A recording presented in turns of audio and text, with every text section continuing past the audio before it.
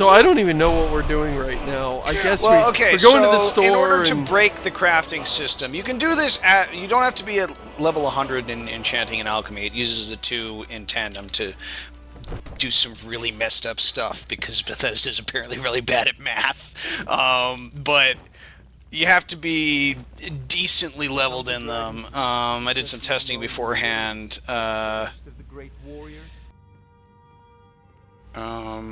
And we're going to do... Oh, I need to use my thing. Okay, so what we need to do is craft a suit of Fortify Alchemy stuff, which we now have. Yet why you're naked? Well, because it makes it easier to manage stuff, where I'm not taking my armor and moving it around when I don't have armor that I don't need. You're just that much lighter, and we're not going to be fighting, so we don't need it. I'm just imagining a quick save here. like a Khajiit, just completely nude, over an alchemy table. Like, what? I'm just crafting. Do this in your own house, Khajiit. I like when you were looking at the canonical stuff about Khajiit reproductive organs. For some reason, during that last crafting screen, when you could see your hands, you were looking down, and it looked like you were holding an invisible sword. I can't wait until this episode comes out. Yeah, but it didn't show the sword. That was really weird. Retz, I have a question. Why do the lizards have boobs? Why do lizards have boobs? Like in Skyrim. The answer is actually, the answer to that question, is that there's zero good reason. There's no good lore reason why Argonians have boobs. It's entirely because of the whole, like, if we have a race based on animals, the dudes can look like the animal or whatever, but the lady has to look like a sexy human lady. Which is weird as shit. Alright, I've got a question. This one's from Krellin. And I think we're gonna need Campster's expertise for this one. What is the difference between... Yeah, what is the difference between a duck? Quack? Yes. I'm sorry.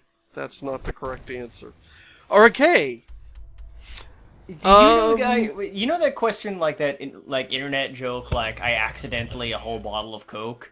What should I do? Yes. Yes. And then somebody's like, you accidentally a bottle of Coke, and you're like, yeah, the whole bottle.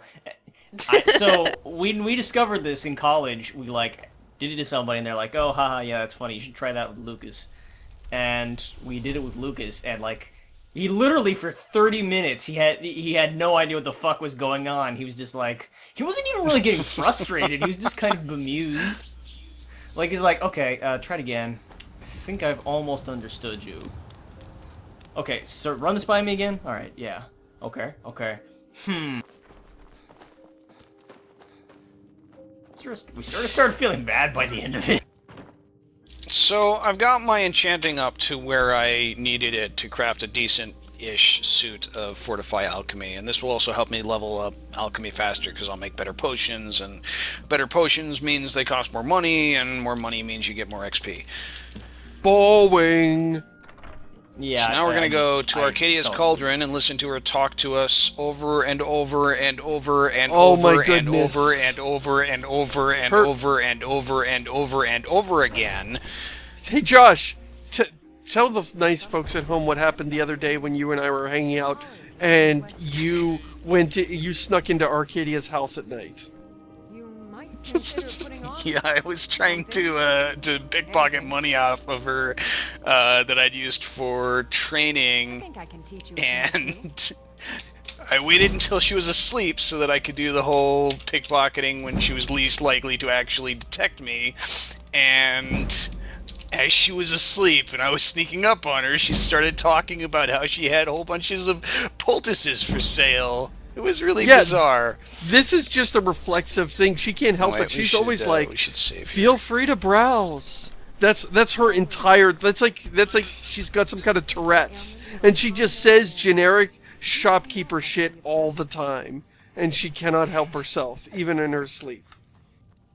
All right, I've got a list of stuff. a question from Mumbles in a bit, but I do have one observation I want to make because I've been watching somebody play Oblivion recently. Giant toe.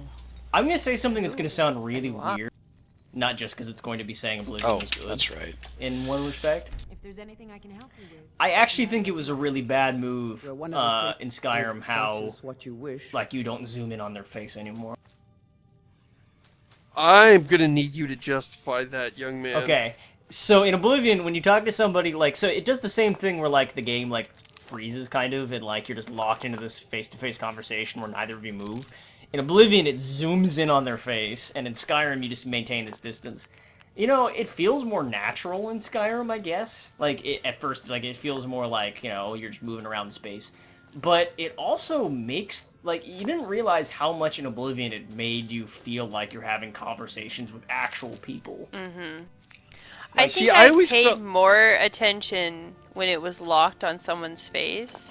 And also, Skyrim, to me, encourages wiggling out of those conversations. Like, tab, go away. I'm pushing tab as hard as I can. Blah. Whereas Oblivion, it's sort of like, alright, I'll listen to what you have to say, because I have. Yeah, like, there's just this... It felt more in Oblivion, kind of like... Seeing their face and seeing their expressions close up, like, you know, at least it gave you kind of a more, you know, clear idea of who this person is. Like, it felt more real, like they were really responding to you. That's weird because in Skyrim, the thing is, like, everybody's faces are just kind of gnarled and, like, gray and kind of, like, bump mappy. So from the distance you stay at, like, it doesn't seem like anything you say really has any kind of impact on their disposition. See, for me, having the zoom in made every conversation that much more uncanny. Because it was like I'm zoomed in on this dead, plasticky face, where here in Skyrim, the camera's a little further back, and I can sort of just pretend maybe there's some facial expression going on that I'm not seeing. So when people go, "How dare you," and their face remains perfectly neutral, you could maybe fantasize that, well, maybe their facial expression is too slight to be detected, as opposed to not existing. I guess it's just like, I don't know, when I'm thinking back, I feel like there's a reason that I can remember, like, 20 NPCs from Oblivion, and none from Skyrim. But I think what we're arguing over solutions to a fundamentally bad idea. I mean, I don't want to use too much of my blue butterfly wing. The biggest problem is that they don't emote. I think that if they were more, if they were animated better, I don't think you'd have a problem with this. Yeah, I think we need that BioWare body language. I mean, we used to make fun of the BioWare, everybody crosses their arms mid-conversation. Okay, that got really, really obvious after a few hours of seeing it happen. But this game feels stiff right away. It didn't even have that few hours of grace period before you got sick of it. So yeah, I think that's part of it, is that if we're going to pull the camera back, they need to do something with their hands or move around or pace, something. Yeah. I also think Mumbles was onto something, like when she said, like, she feels like she wants to jump out of conversations. Because for some reason, like, when everybody's moving around the background, you're sort of a pace away, they're just standing there like their arms folded and, like, sort of pulled back. You can't really see any of their facial expressions. The dialogue responses are a little shorter, and you have the option to bail out as soon as they start getting boring, or, like, you don't want to talk to them anymore. Every conversation feels a little bit like both of you want to move away as quickly as possible.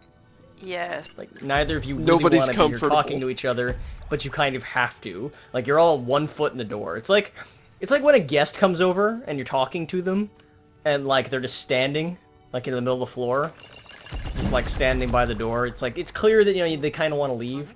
You kind of got around that by zooming in on their face in Oblivion, and that doesn't happen anymore. And now that you have the option to just leave, everything feels really detached and impersonal. And I think that's some of the game designers coming through. I mean, really, I don't think they feel comfortable doing these conversations. I think they're the ones standing by the door feeling awkward, going, yeah, so if we had enough exposition, can I go? Are you good? Can I go now? Because I don't want to write any more exposition. I want to go animate more mud crabs. The voice actor's just like, can you hand me another dialogue line? Okay, let me read this dialogue line. I'm the shopkeeper. Here's the things I sell in my shop, but don't you steal things now. Okay, hand me another one. You know, but it's you weird killed my to me brother. that they Are you don't- happy now that they you don't- killed my brother? It's weird that they they're not interested in that stuff though. What I mean, like, are they really only interested in loot and dungeon stuff? Is that what the Elder Scrolls series is actually about? Because I think that's so never now. really what it was That's- to me. That's which is weird. No. I think it's become that, and I think maybe this is a bit of trap that they've fallen into. These are the things that, everybody liked Morrowind for a bit of a different reason, but one of the things they had in common was, maybe they found this looting thing was really strong and they've been just trying to play to their strength. I mean, I'm just guessing here. Is that, is this the result of them trying to just do more of what everybody liked and screw everything else, but kind of everything else needs a little bit of love to make it work. Yeah. It's kind of like back when Oblivion came out and they introduced having NPCs with Radiant AI who NPCs will close down their shops and go to the pub and have a drink, and they'll wander around and do errands and stuff, and then that was really impressive. And then Skyrim came out and I didn't even notice it. I'm like, I guess just the novelty wore off. But then I went back and played Oblivion, and it's like, actually, I do notice this a lot more now. Like, when I'm playing Oblivion, it's like, oh, I noticed that, I remember her, she was over there, and now she's in the tavern having a drink. That's really cool. And it's not there in Skyrim. I don't know if it's just because I don't care about any of the NPCs, that I can't tell any of them apart. Like, what's going on? I like, in Oblivion, I really like playing as a merchant character, where I'm not an adventurer, I just sell shit. You know what I mean? And sometimes I steal stuff. But I mostly just sell shit. And I like going back to Oblivion when I want to play that character. I would never fucking do that in Skyrim. I would never be like, I'm gonna play a merchant character in Skyrim. It just wouldn't be fun. And I think the reason is because Oblivion feels like you can live in it. It feels like a livable space. And Skyrim fucking doesn't. Skyrim feels like a big amusement park playground. Yeah, that's one thing where Oblivion was better than... I think, actually, I'm going to go ahead and say it's better than all the other Elder Scrolls games. The NPCs felt more like people who just, have things. It was a little clumsy how you just talk to them, and you click, rumor or something, and they just, tell you their high concept in 2 sentences. Sure, that was a little clumsy, but it got the job done. And that conversation wheel, that persuade wheel. Oh my god. The that persuade wheel! Oh my fucking... Oh, that would have been a fine minigame for anything else other than conversation. I don't know what you use it for, but the I'd rather idea have of pipe dream. I'd rather have a conversation pipe dream than that fucking shit. When I was at E4, I was doing the panel on RPGs without combat, or combat in RPGs, which I think you could still watch, by the way. I think they archived that on E4's Twitch, Hotbox stream. Hitbox. Oh, send me the link. Yeah, but I think we sort of got around to the idea of combats that are conversations, conversations that you can win by a set of mechanics. And I forget if I said it or not, but I was really thinking, if you get too JRPG with that and too abstract, you wind up with the conversation wheel guy. Yeah. So you're an alchemist then. I don't know, the conversation wheel is basically how I do spoiler warning every week. You have to make sure you get in one joke, one argument, and so it begins. One insult. One threat. Yes, exactly. Maybe a hard. At least 2 threats for me. And ingredients. I really like it when you do the conversation wheel and you end on the things they don't like, and then you leave after you've raised their points a lot, so they compliment you. All right then. It's like, I'd like to see you try. Get out of my face, you disgusting creature. You're pretty good. Take a look. Yes. Yes. I kind of do miss the Morrowind approach to this problem, though, because practicing speechcraft requires you to make people hate you, and I love the idea of just going out to a pub somewhere with the intent of being like, I'm gonna talk to you until you hate me, and my talk skill is really good. Yeah, Jen leveled up her talk skill in Morrowind by she found one dude with a mohawk and collegiate who's just wandering around the street, and she bothered that guy for like 8 hours straight. Oh my god. And he hated her Yeah. like in 2 seconds. In real life, people who just sit there and yammer on even though nobody wants to listen to them do not become better at talking. No. They get worse. Yeah. They learn to ignore all the body language that's telling them to shut up. You know, I don't think any of us have really questioned it besides making the obvious joke, but like, do you think somebody would come in from the outside not having played lots of violent video games and think it's weird how just casual we are about murdering NPCs so we can reset their inventory?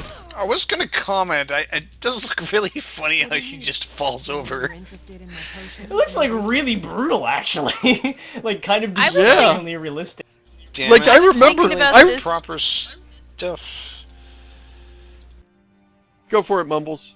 Oh, sorry. I was just gonna say, I was thinking about this the other day. I was like watching a video or something, and the person who was doing the video like didn't know a lot about games or was just getting into it. It's like, look at all these people you just slaughter for no reason, and you take their loot. I'm like, yeah, you kill them because you need the stuff on their body. It's, to me, it's like you just accept it, but it doesn't like make me a crazy person. I was already crazy. Like, I didn't need video games to tell me that I like murdering things. But I think it's funny how the first time we did this, it was kind of shocking to me. Like, oh, I've never seen that person die. And then, you know, now it's just part of the routine. Walk into the room, trade peacefully with somebody, then pull out your longsword, run them through, and then go back to trading with them as casually as you please. And it's just part of the routine now. You can get used to anything. Farewell. If only you had more money, you would not have to die so often. Yeah, she does bring it on herself. Let's turn to victim blaming now. It's her fault for being so poor.